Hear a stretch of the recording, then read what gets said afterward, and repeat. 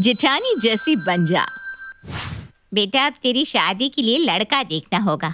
तेरी शादी कर दूंगी अब। क्या मम्मी, जब देखो लड़का लड़का लड़का, परेशान हो गई हूँ मैं। अभी मेरी उम्र ही क्या है, अभी अभी तो मेरा ग्रेजुएशन पूरा हुआ है। मुझे शादी में कोई इंटरेस्ट नहीं है, मुझे शादी वादी नहीं करनी। आपको इतना ही है तो आप ही कर लो ना दोबारा शादी मेरी जगह। चुप कर बेशरम, तेरी उम्र में मेरे दो दो बच्चे हो गए थे। शादी तेरी मैं कोई ऐसे वैसे घर में थोड़ी ना कर दूंगी। अच्छा पैसे वाला घर ढूंढूंगी। जॉइंट फैमिली होगी तो कोई दिक्कत नहीं होगी, सारे काम तो तेरी जेठानी और सास ही कर देंगे। मुझे शादी नहीं करनी, मैं बोल देती हूँ। अंजलि गुस्सा होकर चली जाती है और अपने कमरे में जाकर बहुत रोती है। इस उम्र में कौन शादी करता है, मुझे बाहर अकेले जाने नहीं देते। मैं नहीं शादी करने वाली, ये लोग चाहे कुछ भी कर ले। अंजू अंजलि की शादी करवाने के लिए कमर कस लेती है और लड़के देखने लगती है। अंजू अपनी हर मुमकिन कोशिश करती है कि अंजलि को शादी के लिए मना सके। उत्तम जब अंजू को पसंद आ जाता है तब अंजू अंजलि से कहती है, बेटा एक बार उत्तम को देख ले, बहुत हैंडसम है। माँ तुम भी ना, तुम्हें पता है ना मुझसे घर के काम या किसी भी चीज की समझ नहीं है मुझ में। मैं वहाँ क्या करूँगी, सबको कैसे संभालूंगी। बेटा तुझे कुछ नहीं करना, तू बस वही करना जो तेरी जेठानी करेगी। बाकी तुझे कहीं दिमाग नहीं लगाना। और घर संभालना कोई तोप थोड़ी ना है। मुझे भी कौन सा कुछ आता था जब मैं शादी करके आई थी यहाँ। मैं वैसे वैसे करती थी जैसा जैसा मेरी जेठानी करती थी, और आज देख ले कहाँ हूँ मैं। अंजू की बातें सुन अंजलि शादी के लिए तैयार हो जाती है। अंजलि और उत्तम की शादी बड़े ही अच्छे से हो जाती है। अंजलि ससुराल में आने के साथ ही देखती है कि उसकी जेठानी मेकअप कर रखी है। जेठानी को देखकर अंजलि मन ही मन कहती है, भाभी तो फुल टू मेकअप में रहती है, तो मैं भी मेकअप कर सकती हूँ। अंजलि शादी के पहले ही दिन सज धज के तैयार हो जाती है और अपनी जेठानी के साथ रसोई में चली जाती है। अंजलि मैं नाश्ता बना रही हूँ, तुम मेरा साथ देना। जी भाभी। वो मन ही मन सोचती है, ऐसे भी मुझे क्या ही आता है, मुझे तो आपकी कॉपी करना है। आपने खुद ही कह दिया कॉपी करने को, उससे बड़ी बात क्या होगी। हमारे घर में ना सबको इटालियन बहुत पसंद है, स्पेशली पिज्जा एंड लजानिया। शीतल नाश्ता बनाने लगती है। अंजलि भी उसके साथ उसका हाथ बटाने लगती है और फिर दोनों मिलकर सबको नाश्ता परोसती है। अपनी दोनों बहुओं को एक साथ काम करता देख मीरा कहती है, दोनों एक दूसरे के काम में हाथ बटाती बहुत अच्छी लग रही हो। इसी तरह हमेशा एक साथ रहना। माँ तभी तो आज पिज्जा में बिना चीज के डबल चीज का स्वाद आ रहा है। आप भी ना कुछ भी बोल देते हो। इसी तरह एक हफ्ता बीत जाता है। शादी में आए सभी रिश्तेदार चले जाते हैं। फिर एक रोज अंजलि देखती है कि शीतल जीन्स के साथ हाई हील्स पहने अपने कमरे से निकल कर आ रही है। अंजलि मैं तुम्हारे भैया के साथ घूमने जा रही हूँ, तुम खाना पीना बना लेना और उत्तम और मम्मी जी को खिला देना। जी भाभी, जींस टॉप में तो आप बवाल दिखती हो। मैं तो हमेशा ही जींस टॉप ही पहनती हूँ, ये तो तुम्हारी शादी के कारण मुझे पहनना पड़ा। सारे रिश्तेदार आए हुए थे ना, वरना मैं तो जीन्स ही पहनती हूँ। चलो चलती हूँ, तुम्हारे भैया इंतजार कर रहे होंगे। शीतल अर्जुन के साथ घूमने चली जाती है। इधर अंजलि भी जीन्स टॉप पहन लेती है। मैं भी अब जीन्स ही पहनूंगी, वही तो कंफर्टेबल होता है। अंजलि जीन्स पहनकर फुल टू मेकअप में तैयार हो जाती है और रसोई में लजानिया और पिज्जा बनाने लगती है। भाभी भी तो यही बनाती है, तो मैं भी यही बना लेती हूँ। सबको पसंद भी आता है और सब दबा के खाते भी हैं। अंजलि पिज्जा और लजानिया बनाकर अपनी सास और उत्तम को परोसती है। खाना देखकर उत्तम कहता है, ये क्या है अंजलि, हर टाइम पे अब क्या इटालियन ही खाने को मिलेगा। भाभी को इटालियन डिशेस ज्यादा आती है, तो क्या तुम्हें भी यही आता है। तुम तो कुछ अलग सा बनाओ जो तुम्हें आता हो। भाभी को कॉपी करना जरूरी है क्या। अरे खा लेना बेटा, बहू ने बना तो दिया। मुझे लगा सबको यही पसंद है तो मैंने यही बना दिया। अरे कोई बात नहीं बहू, अब तो इंडियन खाना बनाना। एक बहू विदेशी तो दूसरी देसी भी तो होनी चाहिए ना। उत्तम का चेहरा गुस्से से लाल हो जाता है और अंजलि की आंखें नम हो जाती है। उत्तम थोड़ा बहुत ही खाकर उठ जाता है। अंजलि अपने कमरे में जाकर अपनी माँ को फोन करके कहती है, माँ तुमने तो कहा था जैसी मेरी जेठानी करे मुझे भी वैसा ही करना है। अब मैंने वही बनाया जो मेरी जेठानी हमेशा बनाती है। फिर भी उत्तम ने ना मुझ पर बहुत गुस्सा किया। अब तुम्हें बताओ मैं क्या करूं। अरे पागल, एक ही खाना तुरंत नहीं बनाना है। देख, खाना जो जो तेरी जेठानी बनाती सब तू सीख ले, फिर बदल बदल कर बना। जैसे कल तेरी जेठानी ने पिज्ज़ा बनाया था तो तूने आज फिर पिज्ज़ा बना दिया। अरे जिसकी जगह परसों जो शीतल ने बनाया था वही बना लेती। हाँ ठीक कहा माँ, मुझे आज ना गार्लिक ब्रेड एंड नूडल्स बनाना चाहिए था। अब मैं समझ गई कि भाभी को कॉपी करना है लेकिन तुरंत नहीं। अंजलि अपने दिमाग में बस कॉपी करना छाप लेती है।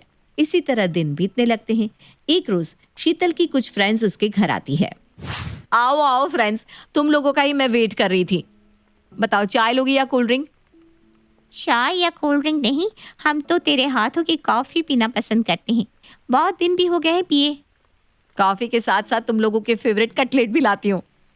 ये हुई ना बात, दोस्तों तो तेरी तरह मन की बात ना झट से जान ले। कॉफी कटलेट के साथ तंबोला खेलने का मजा ही कुछ और होता है ना। शीतल कटलेट और कॉफी लेकर आती है और अपने दोस्तों के साथ तंबोला खेलने लगती है। अंजलि उन लोगों को बस देखती रहती है और उनकी बातें सुनती रहती है। शीतल, एक न्यू ईयर किटी स्टार्ट कर रही हूँ, तू भी उसमें ज्वाइन कर ले, हम बहुत मजे करेंगे। यार मैं पहले से ही ना 2-3 किट्टी कर रही हूँ, अब एक और नहीं ज्वाइन कर सकती। अरे जहाँ 3 खेल रही है वहाँ एक और सही, तुझे ना ज्वाइन करना होगा। इसी बहाने तो मिलते हैं हम, वरना दोस्ती बस फोन तक ही रह जाती है। तुम लोग इसका नाम लिख दो, तुम्हें हम ऑर्डर दे रहे हैं शीतल, तुझे आना ही पड़ेगा, समझी? अरे ठीक है पापा, दोस्तों से कोई जीत पाया है जो मैं तुमसे जीतूंगी। अंजलि अपने कमरे में चली जाती है और अपनी सहेली टीना को कॉल करती है। टीना, हम लोग ना मिल ही नहीं पाते, क्यों ना हम लोग किट्टी खेलना शुरू कर दे। किट्टी? हाँ किट्टी, मेरी जेठानी तो 4-4 किट्टी खेलती है। हम लोग भी अब किट्टी खेलना शुरू करेंगे ना। ठीक है, मैं बाकी मेंबर्स को ऐड करती हूँ। फिर अंजलि सोचती है, मैं अगले महीने से किट्टी खेलना शुरू करूंगी, किसी को पता नहीं चलेगा कि मैं जेठानी जी की कॉपी कर रही हूँ। कल मैं भी शॉपिंग पे जाऊंगी अपने उत्तम के साथ, जैसे भाभी जाती है भैया के साथ। अगले दिन अंजलि भी शीतल की तरह जींस टॉप और हाई हील्स पहनकर तैयार हो जाती है और उत्तम से कहती है, हम शॉपिंग पर चल रहे हैं। अचानक से शॉपिंग अभी? वैसे तुम आज भाभी की तरह दिख रही हो। हाँ, अपने पति के साथ कहीं जाने के लिए कोई वक्त नहीं होता। अंजलि और उत्तम बाहर जाने के लिए निकलने लगते हैं। तभी अंजलि उत्तम से कहती है, तुम चलो, मैं आती हूँ। ठीक है, मैं बाहर तुम्हारा इंतजार करता हूँ। अंजलि शीतल के पास जाकर कहती है, भाभी, मैं उत्तम के साथ बाहर जा रही हूँ, आप खाने का देख लेना। शीतल 2 मिनट तक तो अंजलि को देखती रहती है, फिर कहती है, ठीक है तुम जाओ, मैं हूं ना। अंजलि उत्तम के साथ चली जाती है। इधर शीतल अर्जुन से कहती है, आज मैंने अंजलि में अपनी छवि देखी, मुझे तो लग रहा था कि मैं ही खड़ी हूँ। मुझे लगता है अंजलि तुम्हारी कॉपी करती है, जैसा तुम करती हो वो भी वैसा ही करती है, खाने से लेकर पहनने तक सब कुछ कॉपी। इधर अंजलि शॉपिंग में लग जाती है और एक सीलिंग बैग खरीदती है जो कि हूबहू वैसा होता है जैसा शीतल के पास था। उत्तम देखो, ये कैसा लग रहा है? यार ये तो सेम भाभी के पास है, वैसा ही लग रहा है, कुछ और ले लो ना तुम। नहीं, ऐसा कुछ भी नहीं है, अब मैंने ले लिया है तो मैं वापस नहीं करूंगी। अंजलि और उत्तम शॉपिंग करके खा पी कर घर वापस चले जाते हैं। दिन बीतने लगते हैं। अंजलि शीतल की हर चीज में कॉपी करती रहती। एक रोज रात को अंजलि 12 बजे उत्तम से कहती है, मुझे नींद ही नहीं आ रही, चलो ना तंबोला खेलते हैं। मैं कॉफी और कटलेट बनाकर लाती हूँ, बहुत मजा आएगा। अंजलि कटलेट और कॉफी बनाकर ले आती है। क्या उत्तम, तुमने अभी तक तंबोला नहीं निकाला? मुझे खेलना है ना। उत्तम झड़क कर कहता है, ये सब क्या है? जब देखो तुम भाभी को कॉपी करने में लगी रहती हो। आज तक तंबोला तुमने पहले कभी खेला है क्या? जब देखो भाभी को कॉपी करने में लगी रहती हो। तुम ना कुछ भी बोले जा रहे हो। क्या कुछ भी? यही तो सच है। तुम जो हो, जैसी हो वैसी ही रहो, अंजलि बनकर रहो। तुम्हें शीतल क्यों बनना है? अंजलि फूट फूट कर रोने लगती है। मुझे मेरी माँ ने कहा था कि तू वही करना जैसा तेरी जेठानी करे, इसलिए मैं वही करने लगी जैसा भाभी करती है। इस घर में सबको समझ में आता है कि तुम भाभी को कॉपी कर रही हो। तुम जैसी हो मैंने तुम्हें वैसे ही पसंद किया है। मैंने अंजलि से शादी की है, किसी कॉपीकैट से नहीं। कल से तुम्हें किसी की कॉपी करने की कोई जरूरत नहीं है। तुम्हें कोई काम नहीं आता ना तो ना आए, लेकिन तुम्हें भाभी या किसी की कॉपी करने की जरूरत नहीं है। अगले दिन अंजलि अपने तरीके से तैयार होती है और उसे जैसा खाना बनाना आता है वो वैसा खाना बना देती है। आज अंजलि के हाथों का इंडियन खाना खाकर सब खुश हो जाते हैं और मीरा कहती है, आज मुझे लग रहा है मेरी 2 बहुएं हैं और दोनों अलग है, लेकिन दोनों अपने आप में सबसे अलग है। आज लग रहा है कि अंजलि ने खाना बनाया है, शीतल ने नहीं। थैंक यू भैया। हम सबको अंजलि ही पसंद है, तुम्हारे हाथों में जादू है। अंजलि अब अंजलि बनकर सबके साथ रहने लगती है। दिव्या दिखने में बहुत सुंदर थी। वहीं सुलभ की नज़र दिव्या पर पड़ती ही वो दिव्या से प्यार करने लगता है और उससे शादी करने के लिए बेताब हो जाता है। कुछ ही दिनों में वो दिव्या से शादी करके उसे अपने घर ले आता है। अरे आओ बहू आओ, मेरी तो आंखें तरस गई थी अपनी सुंदर सी बहू देखने के लिए। अरे उर्मिला, तेरी बहू तो बहुत ही सुंदर है। हाँ होगी ही, बड़े घर की बेटी है। फिर उर्मिला जी रीति रिवाज से अपनी बहू का गृह प्रवेश कराती है और उसे घर के अंदर ले आती है। बहू, अब से ये तुम्हारा ही घर है और कभी किसी चीज की कमी हो तो तुरंत कह देना, झिझकना मत। जी माँ जी। अगली सुबह बहू, आज तेरी मुंह दिखाई है, तैयार हो जा, मोहल्ले की औरतें आएंगी देखने के लिए। जी ठीक है माँ जी। फिर दिव्या अच्छे से तैयार होकर सबके सामने आती है और एक एक करके सभी दिव्या के मुंह दिखाई करते हैं। भाई मानना पड़ेगा, उर्मिला जी तो खरा सोना लाई है। हाँ वैसे बहू, जितना खरा सोना भी मिल जाता तो क्या बात थी। क्यों भाई, खरा सोना नहीं मिला क्या? हमने तो सुना है कि तुम्हारी बहू बड़े ऊंचे खानदान की है। सो तो है, और जब सोने जैसी बहू मिली है तो सोना क्या करूंगी। इस तरह सभी औरतें हंसी ठिठोली करके मुंह दिखाई की रस्म पूरी करती हैं। वहीं रात में, सुलभ जी, आप मुझसे प्यार तो करते हैं ना? हाँ डार्लिंग, अब ये कोई पूछने वाली बात है क्या? जब प्यार किया तभी तो शादी की है। ओके। क्या हुआ, बड़ी उदासी लग रही हो? कुछ नहीं जी, आज माँ जी अपनी सहेलियों से कह रही थी कि हाँ बहू तो सोने जैसी मिली है, लेकिन बहू जितना खरा सोना मिला होता तो गनीमत थी। तो वही मैं सोच रही हूँ कि कहीं आपने मुझसे पैसों के लिए तो शादी नहीं की ना? क्या दिव्या, तुम भी बच्चों जैसी बात करती हो। मोहल्ले की 4 औरतें जब जमा होती है तो हंसी ठिठोली तो होती ही है। माँ ने हंसी मजाक में कहा होगा। टेंशन ना लो, तुम हमेशा मेरी थी और हमेशा रहोगी। जी। बहू चल तैयार हो जा, आज मैं तुझे शॉपिंग करा कर लाती हूँ। ठीक है माँ जी, मैं अभी तैयार होकर आती हूँ। फिर दोनों सास बहू शॉपिंग पर जाती हैं। ये क्या माँ जी, शॉपिंग का कहकर आप मुझे इस सस्ते से मॉल में ले आई? मैं तो सोच रही थी कि आप मुझे सब्जी सांची या ज़ारा, ज़ुडियो लेकर जाएंगे शॉपिंग के लिए। खैर कोई ना। अरे कोई बात नहीं बहू, अभी तो यहाँ से शॉपिंग कर ले, अगली बार मैं तुझे किसी महंगे ब्रांड के शोरूम में ही ले जाऊंगी शॉपिंग के लिए, बस। जी मम्मी जी। फिर दोनों सास बहू जमकर शॉपिंग करती हैं। आज तो थक गई शॉपिंग करके। कहाँ गए थे शॉपिंग के लिए? माँ जी पास के सस्ते मार्केट में लेकर गई थी। ऊपर से वहाँ तो खुली दुकानें थी, एसी भी नहीं थी। देखो ना, स्किन टैन हो गई मेरी। सस्ते मार्केट क्यों गए? मॉल या शोरूम में जाना था ना। मैंने माँ जी को कहा भी था, बट माँ जी ने कहा बेटी अभी मेरे पास उतने पैसे नहीं है। तो मैं बोले कोई बात नहीं, माँ जी प्यार से जो भी दिलाएंगी आशीर्वाद समझ कर रख लेती हूँ। वैसे कपड़े तो कुछ खास नहीं लिए, सब सस्ते से थे, पर माँ का प्यार है ना, तो वही मेरे लिए बहुत है जी। तुम कितनी समझदार हो, लेकिन माँ ऐसा कैसे कर सकती है? मैं माँ से बात करता हूँ। नाना जी, माँ को आप कुछ मत कहिए। माँ तो माँ होती है ना, आप कुछ कहेंगे तो उन्हें बुरा लगेगा, और मैं नहीं चाहती कि माँ जी को किसी भी बात का बुरा लगे। और उन्होंने जो तुम्हारे स्टेटस की धज्जियाँ उड़ाई वो? इट्स ओके ना डार्लिंग, कोई बात नहीं, हाइपर नहीं होते ऐसे। अरे कितनी समझदार है मेरी बीवी, काश माँ में इतना दिमाग होता। तभी उर्मिला जी वहाँ आती हैं। किसको दिमाग नहीं है बेटा? किसी को नहीं माँ जी, आज ना ऑफिस से आते समय रास्ते में इनका एक्सीडेंट होते होते बचा।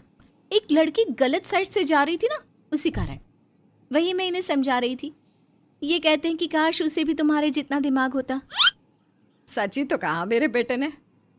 वैसे बेटा तुझे कहीं लगी तो नहीं ना? नहीं माँ, मैं ठीक हूँ। बहू, आज तो कुछ अच्छा बना। तेरे हाथ का खाना नहीं खाया मैंने। माँ जी मैं? हाँ तू बहू, क्यों तू नहीं बना सकती क्या? नहीं माँ, बना लूंगी मैं, टेंशन ना लो। ठीक है बेटा, मैं बाहर जा रही हूँ, कुछ देर में आ जाऊंगी। पापा के घर में आज तक मैंने गैस पर पानी तक नहीं गर्म किया और माँ जी मुझसे खाना बनवाना चाहती है। तुमने माँ को मना क्यों नहीं किया? रुको, मैं मना कर देता हूँ। नहीं नहीं नहीं, माँ जी को बुरा लगेगा ना। मैं उनकी इकलौती बहू हूँ, थोड़ी सी तकलीफ होगी तो कोई बात नहीं ना, आप चिंता ना करें। बहू, मैं आती हूँ थोड़ी देर में। जी माँ जी। फिर दिव्या खाना बनाने के लिए किचन में चली जाती है और कुछ देर बाद किचन में कुछ ब्लास्ट होने की आवाज़ आती है। बाहर से आई उर्मिला जी और सुलभ भागे भागे किचन में जाते हैं। दिव्या, तुम ठीक हो ना? ये कुकर कैसे फटा? मुझे नहीं पता खाना कैसे बनता है और मैं बनाने गई तो ऐसा हो गया। ये देखकर सुलभ गुस्से से आग बबूला हो जाता है। माँ, क्या जरूरत थी दिव्या को किचन में भेजने की? उसके पापा ने उसे कभी कोई काम नहीं कराया और आप उसे खाना बनवाना चाहती हैं? भूलिए मत, वो बड़े घर की बेटी है, वो चीप नहीं है, वो ऐसे काम नहीं करेगी। अरे बेटा, क्या हुआ तुझे? मुझे नहीं पता था कि बहू को खाना बनाना नहीं आता, वरना मैं कहती ही नहीं। तो मुंह में जुबान नहीं है? आप पूछ नहीं सकती थी उससे? देखो, अगर आज उसे कुछ हो जाता तो। इस तरह सुलभ अपनी माँ को खूब डांट लगाता है और दोनों माँ बेटे में खूब बहस होती है। अरे अरे, आप दोनों लड़िए मत प्लीज, मुझे बिल्कुल अच्छा नहीं लग रहा घर का ये माहौल। सुलभ जी छोड़िए ना, जाने दीजिए, जो हो गया सो गया। माँ जी, आप भी इनकी बातों को दिल पर ना लीजिए। कमरे में तुमने मुझे क्यों रोका? माँ ऐसा कैसे कर सकती है? पहले मोहल्ले की औरतों के सामने तुम्हारे पिता की बेइज्जती की, फिर सस्ते से मार्केट ले जाकर तुम्हारे स्टेटस की धज्जियां उड़ा दी उन्होंने, और अब तो हद हो गई। जबरन तुमसे खाना बनवा रही है। तुम्हें कुछ हो जाता तो? अब टेंशन ना लो ना जी, वो माँ है और माँ कभी किसी का बुरा नहीं सोचती। वहीं अगली सुबह जब बहू नहाने जाती है तो बाथरूम से उसके चीखने की आवाज़ आती है और जब सुलभ अंदर जाके देखता है तो दिव्या बेहोश पड़ी थी। दिव्या, दिव्या उठो, क्या हुआ तुम्हें? तुम कैसे गिर गई? ये पानी में कहीं से करंट आ गया जी, इसकी वजह से मुझे शॉक लगा और मैं बेहोश हो गई। तभी सुलभ देखता है कि पानी में एक बिजली का तार है। तुमसे पहले बाथरूम में कौन गया था? बेटा, मैं गई थी, लेकिन मुझे नहीं पता ये कैसे यहाँ पर आ गया।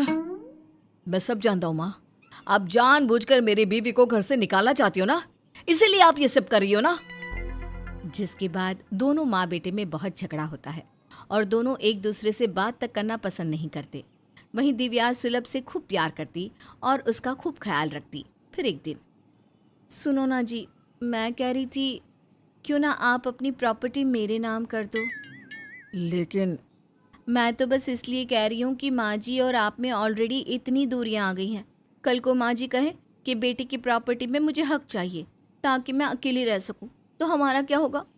वैसे भी कल को बाल बच्चे होंगे तो उनके लिए भी कुछ रहना चाहिए ना जी। हाँ डार्लिंग, वैसे तो तुम सही कह रही हो। लाओ पेपर, मैं अभी साइन कर देता हूँ। फिर सुलभ प्रॉपर्टी के पेपर्स पर सिग्नेचर करके सारी प्रॉपर्टी दिव्या के नाम कर देता है और तिजोरी की चाबी और सारे गहने भी उसे दे देता है। बेटा, तूने ये क्या किया? ये लड़की बहुत बड़ी धोखेबाज है, हम दोनों को रोड पर ला देगी। रोड पर तो अब आप दोनों आ चुकी हो। थैंक यू सुलभ, सारी प्रॉपर्टी मेरे नाम करने के लिए। आज मेरा बदला पूरा हुआ। अब समय आ गया है तुम लोगों को ठीक उसी तरह घर से निकालने का जैसे तुमने मुझे निकाला था। कौन हो तुम? याद करो, मैं वही हूँ जिसे तुम रोजाना सताते थे, शराब के नशे में मारते पीटते थे, दहेज की लालच में मुझे और मेरे माता पिता को अब दोनों ने बहुत सताया था। और जब मुझे दुख देकर भी कुछ नहीं मिला तो मुझे जलाकर जंगल में फेंक दिया ताकि जानवर मुझे खा जाए। वो तो भला हो वहां रहने वाले आदिवासियों का, उनके कारण मुझे नया जीवन दान मिला। और उनके वैद्य ने मुझे प्लास्टिक सर्जरी करके एक नया रूप दिया ताकि मैं तुम दहेज के भूखों से बदला ले सकूं। विद्या, तुम? बहू तुम? हाँ, मैं तुम्हारी पहली बीवी विद्या और मैं ही तुम्हारी दूसरी बीवी दिव्या हूं। वैसे मेरे घर से खुद जाना पसंद करोगे या धक्के मार कर निकालूं?